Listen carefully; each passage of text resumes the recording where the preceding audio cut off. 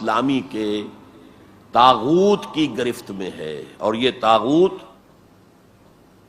اصل میں دجالیت ہے، دجل فریب کو کہتے ہیں۔ اللہ کی ذات کے اوپر اس کائنات کا پردہ آ گیا ہے، ہم اس کائنات کو پوج رہے ہیں، کائنات کو پڑھ رہے ہیں، سیکھ رہے ہیں، سمجھ رہے ہیں، خدا کو بھول گئے۔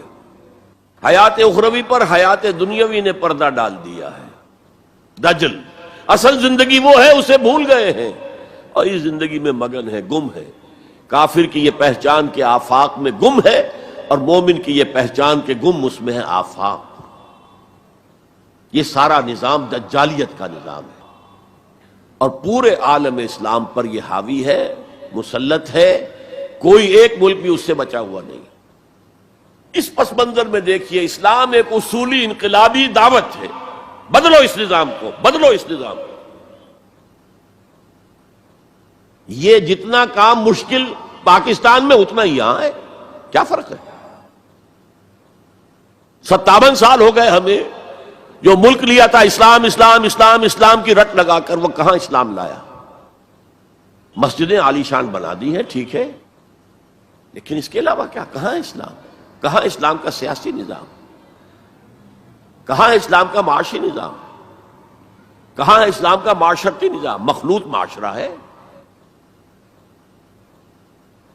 صدر ضیاء الحق نے جب PIA کو ڈرائی کیا، شراب اس میں سرو کرنی بند کر دی، ورنہ پہلے انٹرنیشنل فلائٹس میں شراب سرو ہو جاتی تھی، لیکن اس نے بند کی۔ میں نے کہا، اور میں اس زمانے میں ان سے کچھ قریب تھا، میں نے کہا آپ نے بڑا اچھا کام کیا، دنیا تو یہی کہے گی کہ دقیانوسی آدمی ہے، یہ کیا کر رہا ہے، لیکن میں نے کہا آپ نے ایک چیز جو حرام ہے وہ تو بند کر دی ہے، دوسری چیز یہ ایئر ہاسٹسز جو جاتی ہیں، یہ کون سی شریعت کی روح سے جائز ہے؟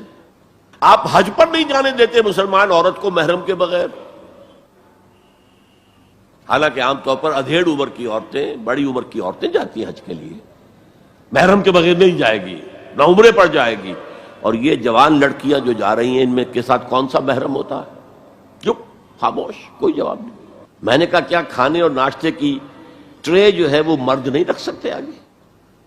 یہ ہے ہمارا طرز عمل کہ اسلام کی کوئی ایک چیز قبول، سر پر، سر آنکھوں پر، اور دوسری چیز جو ہے پاؤں تلے رون دی جائے، جس کی سزا ہمیں مل رہی ہے۔ الا خزی فی الحیات الدنیا ویوم القیامت یردون الی اشد العذاب۔ تو اب میں نے عرض کیا، کوئی ملک ہو، اقلیت میں مسلمان ہو، اکثریت میں ہو، کوئی فرق واقع نہیں ہوتا، ہر جگہ پر اسلام کو ایک اصولی انقلابی دعوت کی حیثیت سے پیش کیا جائے۔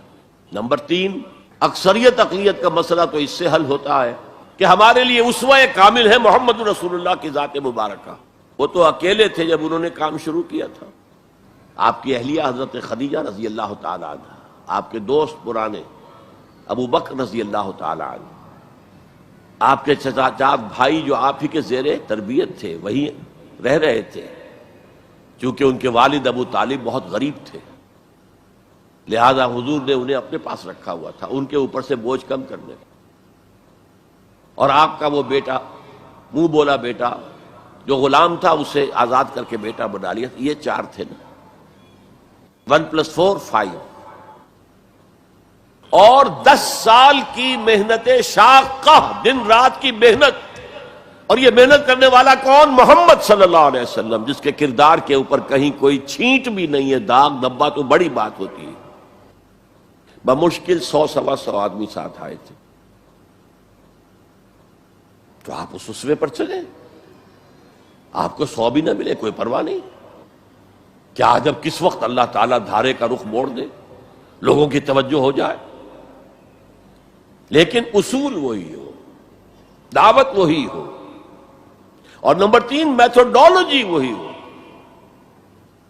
Don't borrow the methodologies from the movements of this era. جمہوریت کے ذریعے سے کچھ ہو جائے، اور کوئی دہشت گردی کے ذریعے سے کہیں اسلام آ جائے، these are not the methodologies of